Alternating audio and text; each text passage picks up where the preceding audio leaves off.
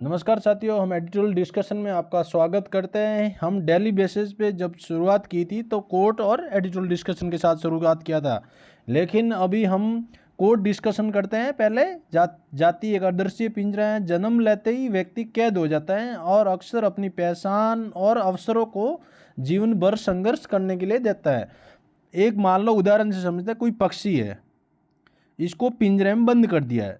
अब ये उड़ना चाहता है पक्षी, लेकिन उड़ नहीं पाता है क्योंकि उसको कैद कर रखा है। किसके द्वारा? किसी व्यक्ति। तो इसके अधिकारों से अवसर उसको वंचित किया जा रहा है, लेकिन ये महसूस कर सकता है कि मैं उड़ इसलिए नहीं सकता हूँ कि मैं पिंजरे में बंद हूँ। ठीक वैसे ही अपन समाज में उदाहरण लेते हैं कि मान लो कोई श्याम और राम का जन्म हुआ है एक ही गांव में। एक ही गांव में श्याम और ये लोगो, एक ही गांव है, इसमें दो लोग हैं, श्याम, ठीक है, और राम। राम का जन्म अच्छे परिवार में हुआ है, अच्छी जाति में हुआ है। उसके दादा परदादा पहले से अच्छे जाति में जन्म हुआ, तो उसका भी जन्म उसी हिसाब से जन्म जाति में हुआ। श्याम का जन्म निम्न जाति में हुआ क्योंकि उसके दादा परदादा सामाजिक वर्षों में पीछे थे, सामाजिक प्रभुत्व में विषय कम थे। अब राम को फायदा क्या हुआ कि अपने सामाजिक में दाखिला, स्कूल में दाखिला, क्या होता है, स्कूल में दाखिला, है ना, आसानी से मिल रहा है। कोई भी सेवाएं आसानी से मिल रही हैं, बिना मांगे, बिना आंदोलन किए सारा। लेकिन निम्न जाति किसी जन्म होने से उसके साथ क्या हुआ कि अच्छी स्कूलों में दाखिले होने से जाति का प्रभुत्व तो हावी हो रहा है, गहरा प्रभाव डाल रहा है, मानसिक रूप से इसका परेशान हो रहा है ना।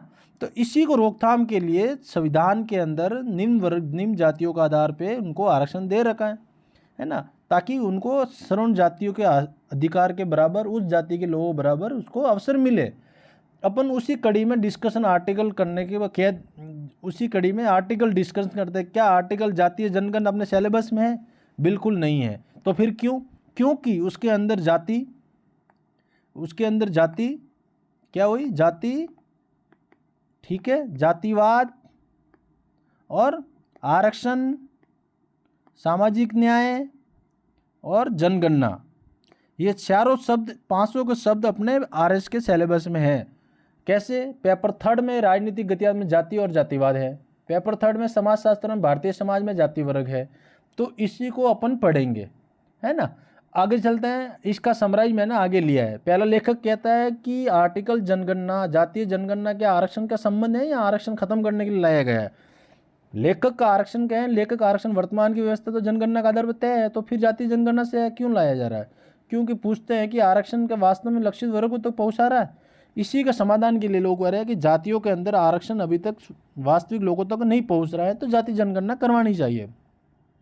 दूसरा एक्सपर्ट ये कह रहा है कि जाति जनगणना आज से लेकर जाति जनगणना आरक्षण नीति समीक्षा के लिए लाया गया है, न्याय संगत बनाने के लिए लाया जा रहा है या राजनीति के लिए लाया जा रहा है। सामाजिक वास्तविकता पूरी तरह से प्रतिबंध नहीं है।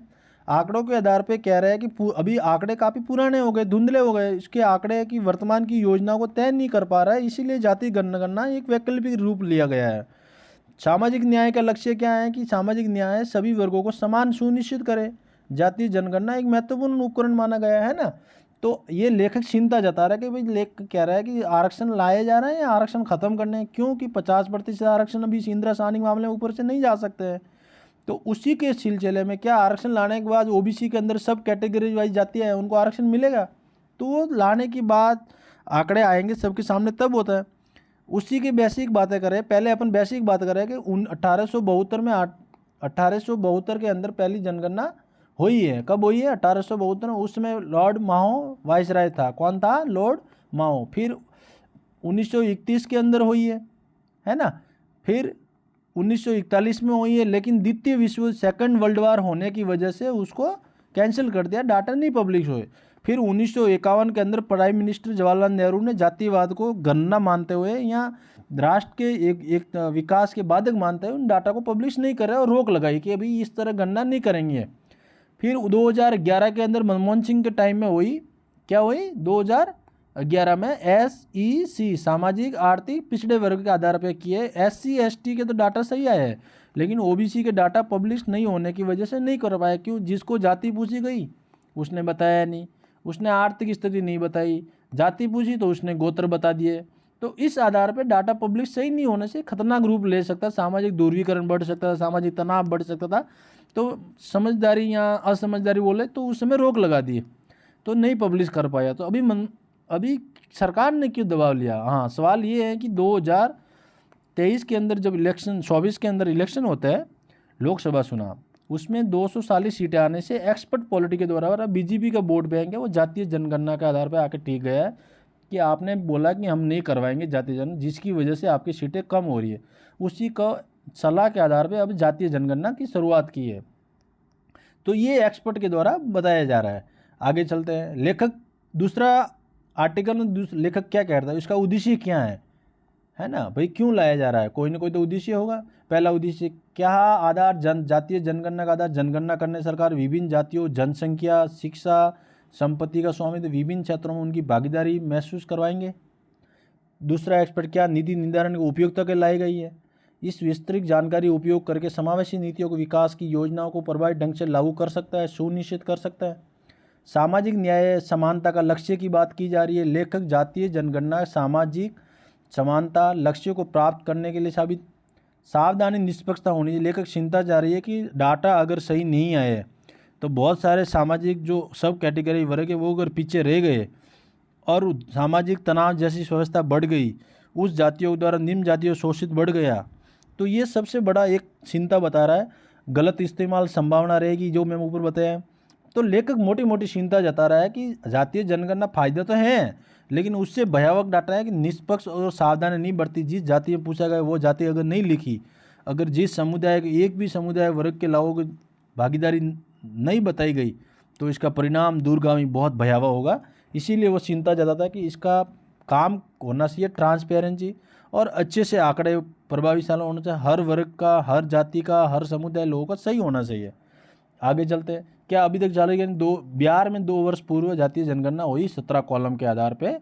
तो अभी राज्य सरकार के साथ गठबंधन सरकार है, तो उसी दबाव में ये फैसला लिया गया। आगे चलते हैं। क्या न्यूज़ के अंदर अपने RS प्री मेंस इंटरव्यू में है? समाजशास्त्र में, राजनीतिक गतियाँ पेपर 3 और पेपर 1 में है, और जियोग्राफी में जनगणना का टॉपिक है ही है 2nd पेपर में। तो अपन तीनों पेपर के साथ डिस्कशन कर रहे हैं। आइए बैठते। जाति क्या होती है? क्या होती है जाति? जाति यानी जन्म। ये पहले शुरुआत में ही एक क्या है कि जन्म होता है जिस जाति वंशानुगत समूह को माना जाता है। जैसे मैंने राम और श्याम का जो उदाहरण दिया समझाया आपको। ये सामाजिक व्यवस्था जो श्रेणीवार माना गया है। परंपरागत स्त्रीकरण व्यवस्था से जुड़ी हुई है ना, जन्म आधारित वंशागत सामाजिक व्यवस्था है। परंपरागत स्त्रीकरण व्यवस्था से जुड़ी है विवाह और सामाजिक अंतःक्रिया का नियम।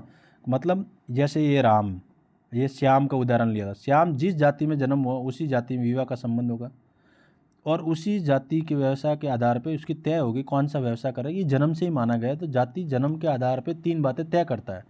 वंशानुगत, ठीक है, व्यवसाय है, और तीसरा ये परिवर्तनशील है कि नहीं। ये परिवर्तनशील नहीं होता है, ये स्थायी होता है। और जाति के जिस जाति में विवाह है, जिस जाति में जन्म हुआ उसी जाति में विवाह होगा।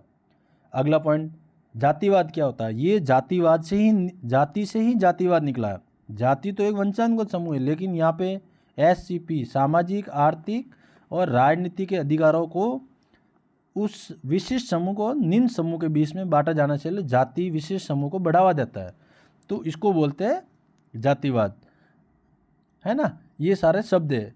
जैसे मेधावी छात्र, मान लो कोई एग्जाम्पल मान लो जातिवाद में, कोई मान लो कोई पढ़ने वाला है, PG मान लो बहुत पढ़ा क्यों है, लेकिन जाति और निम्न जाति के बीच में जन्म होने की वजह से उसको मेधावी होने की वजह से अधिकार से वंचित रखा गया। क्योंकि अगर वो टैलेंट है, इंजीनियरिंग बन सकती थी, लेकिन जाति निम्न होने की वजह से उसको बाहर कर दिया गया, तो उसको व्यवसाय सीमित कर दिया। वो अपने सब कुछ जानकारी होने के बाद भी नहीं बढ़ना है। हालांकि आज के टाइम में ऐसा नहीं है, लेकिन एक जाति और जातिवाद में फ़र्क अपन समझते हैं। अगला पॉइंट है ना, अगला पॉइंट समझते हैं कि आरक्षण। क्या संविधान में आरक्षण की बातें हैं, लेकिन अपने पाठ्यक्रम में डायरेक्ट कीवर्ड नहीं है। याद रखना, अपने पाठ्यक्रम में डायरेक्ट आरक्षण की बात नहीं है। लेकिन पिछली बार 2023 के मेंस प्रश्न आया था 14 आर्टिकल, विधि के समक्ष समानता, है ना, कि भाई कितना भी तुम ताकतवर हो, कितना भी धनमल हो, कितना भी पॉलिटिशियन से बैकग्राउंड हो, लेकिन विधि के समक्ष रोडवेज बस के अंदर सभी को समान रूप से अधिकार है। ये नहीं कह सकता मैं लेडीज हूँ या मैं पुरुष हूँ या मैं धनबल हूँ, इसीलिए मेरी बस अकेली की है, आप नहीं बैठ सकते मेरे पास, यहाँ आप पिछली सीट पे जा सकते हो। तो इसी तरह विधि के समक्ष समानता का अधिकार दे रखा है, लेकिन युक्तिकरण भी है। कैसे? पिछली बार 23 में युक्तिकरण के रूप में पूछा गया था। कैसे युक्तिकरण? जैसे हाल ही में सुप्रीम कोर्ट के न्यायालय द्वारा निर्णय दिया गया है कि कहा गया है कि भाई विकलांग और दिव्यांग, विकलांग या महिला, गर्भवती महिलाओं को राज्य सरकार विशेष समता के आधार पर अधिकार दे सकता है। मान लो ये कोई सड़क है, अब कोई मान लो श्याम दौड़ रहा है, नॉर्मल है, ठीक है, और ये एक दूसरी सड़क है, विकलांग को दौड़ाया जा रहा है, क्या विकलांग इस लड़के को, श्याम को फाइट कर सकता है? नहीं कर सकता। इसीलिए समता और समानता के आधार पर विधि के समक्ष समानता का अवसर दे रखा है। ये आपको एग्जाम्पल इस तरह लिखना था एग्जाम्पल में।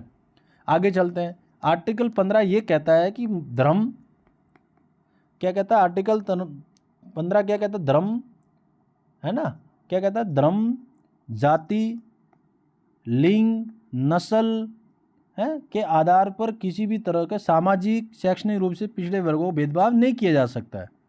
तो ये कहता है 15। 16 क्या कहता है? नौकरी के अवसर की समानता। मतलब जैसे 15 के साथ में जोड़ के लिखना, धर्म, लिंग, जाति, सामाजिक शैक्षणिक पिछड़े वर्ग के आधार पे उसको भेदभाव नहीं कर सकते। तो उसी तरह आर्टिकल 15 के साथ दिए गए जोड़ के अपन आगे लिखेंगे, सभी समान अवसर मिलेगा, लेकिन पिछड़े पर राज्य पिछड़े वर्ग को आरक्षण दे सकता है यदि सेवा में पर्याप्त प्रतिनिधित्व। कब देगा? मान लो ये 100 कैंडिडेट है, एससी और एसटी की मान लो 100 में से 5 ही आ रहे हैं, और बाकी ओबीसी जनरल सबके 80% भर गए।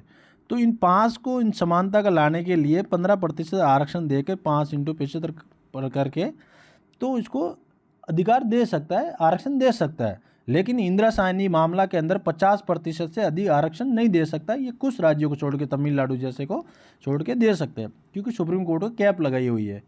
अब तीसरा पॉइंट, 5वां पॉइंट, जाति और वर्ग समझते हैं। ये समाजशास्त्र का पहला ये है ना, क्या है? जाति और वर्ग। अब जाति और वर्ग की बात करते हैं। जाति सामाजिक वंशानुगत समूह है, जबकि आर्थिक ऐसा नहीं है। आर्थिक क्या है? आर्थिक क्लास वर्ग है। क्या है? आर्थिक स्थिति के आधार पर। सामाजिक जाति विवाह बंधन समूह के, विवाह से समाज के बाहर जाकर विवाह नहीं कर, ये कहीं भी विवाह कर सकता है अपने क्लास के हिसाब से, है ना। क्या ये व्यवसाय का आधार, जन्म के आधार पर व्यवसाय माना जाता है? बिल्कुल जी। इसमें ये गरीब से अमीर बन सकता है, किसमें? वर्ग के आधार पे। तो इस तरह अपने भेदभाव रखने से क्या होगा? जाति एक स्थायी होता है, वर्ग अस्थायी होता है। जाति एक परिवर्तनशील नहीं है, जबकि वर्ग अपरिवर्तनशील है ना। तो सामाजिक के पे जाति सामाजिक का ज़्यादा प्रभाव पड़ता है, इस पे ज़्यादा प्रभाव नहीं पड़ता है। उसी तरह अगला प्रश्न की बात करते हैं। जाति, अगला प्रश्न ये कहता है कि जातीय जनगणना और जातिवार जनगणना, जनगणना में क्या फ़र्क है? जनगणना देखो हर बार 10 वर्ष में होती है। क्या होती है? हर बार 10 वर्ष में होती है ना। क्या बोलता है? 10 वर्ष में हर बार होती है। तो अपन को मोटा मोटा आइडिया ये है कि भाई हर 10 वर्ष में होती है। क्या होती है? हर 10 वर्ष में जनगणना, है ना। कुल जनसंख्या को मापा जाता है इसमें, किसमें? जनगणना के अंदर। इसमें सभी नागरिक भी शामिल होंगे, और ये मैंने मोटा बताया कि 10 वर्ष में, क्या 10 वर्ष कुल जनसंख्या को मापक होता है, सभी नागरिकों को शामिल किया जाता है। और इसका उद्देश्य क्या है?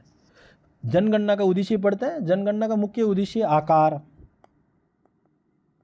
ठीक है, वितरण, अगला यानी विशेषताएं को व्यापक डेटा बनाया जाता है, जिसका मुख्य उद्देश्य नीतियाँ, योजनाएं, संसाधनों को आवंटन किया जाता है। अब पढ़ते हैं अपन जातिवार जनगणना। अभी तक हो ही नहीं, लेकिन जब हो रही थी तब का क्या उद्देश्य, मकसद था। तो देख लो, जातिवार जनगणना अभी तक हो ही नहीं, 1931 के बाद हो ही नहीं है आज़ाद भारत में। जनगणना, जातिवार जनगणना जाति एक अतिरिक्त जानकारी एकत्रित करता, सामाजिक न्याय देती है। जातिवार डाटा, जैसे जातियों की संख्या काउंट की जाती है। कितनी? जातियों की संख्या काउंट की जाती है, जबकि जाति जनगणना में जातियों की जनगणना नहीं की जाती है। यहाँ पे विशिष्ट जाति समूह को कैटेगराइज वाइज में बांटा जाता है, जैसे ओबीसी, को विशिष्ट जातियों के अंदर सब कैटेगराइज का आकलन किया जाएगा। जातिवार जनगणना अभी तक हुई नहीं है, क्योंकि 2011 के अंदर SC ST का तो डाटा मिल गया था, लेकिन OBC का अधिकार डाटा सार्वजनिक नहीं किया गया, जिसकी वजह से वो रद्द हो गई। अब इस तरह पढ़ने से ऑब्जेक्ट तीन दोनों का एक है, नीतियाँ बनाना, निम्न वर्ग के लोगों को फायदा पहुँचाना, है ना, समानता का अधिकार देना, अवसर की समानता को बढ़ावा देना, संवैधानिक मूल्यों को बढ़ावा देना, है ना, सामाजिक महत्व को बढ़ावा देना। तो ये अब लेखक चिंता जता रहा है कि मान लो अगर कोई गलत आंकड़े आ गए, क्या आ गए, गलत आंकड़े, तो इसका परिणाम को संरक्षण रखना लेखक चिंता आगे जताई है। क्या कि ट्रांसपेरेंसी होना चाहिए, निष्पक्षता होना चाहिए, है ना, किसी को वंचित करने समय डायरी में एंट्री करते समय आपको डाटा फीडबैक अच्छे से होना चाहिए, राजनीतिक लाभकरणीकरण नहीं होना चाहिए, है ना, राजनीतिकरण लाभकरण नहीं होना चाहिए। इस तरह डिस्कशन करने से क्या होगा कि जियोग्राफी का भी टॉपिक कवर हो गया, पॉलिटिकल थर्ड पेपर का भी टॉपिक कवर हो गया, समाजशास्त्र का भी टॉपिक कवर हो गया। तो इस तरह पढ़ने से क्या होगा कि अपने daily basis pre mains interview में करने से क्या होगा कि पर्सनैलिटी व्यक्ति इंटरव्यू में जो लास्ट में फेस करते हैं वो भी आपकी एक अच्छी बन जाएगी पकड़।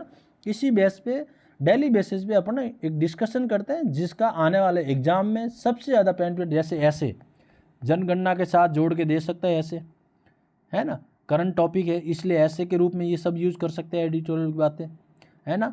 और GS में तो आप पढ़ ही रहे हैं अभी, कहाँ इसका समाधान है, क्या सॉल्यूशन है, क्या इसकी लिख सकते हैं क्या। तो इस तरह पढ़ने से डेली बेसिस फ़ायदा होते हैं। मैं अभी नेक्स्ट एडिटोरियल में आपके फिर से मिलता हूँ, और मैं अभी वाणी को विराम देता हूँ।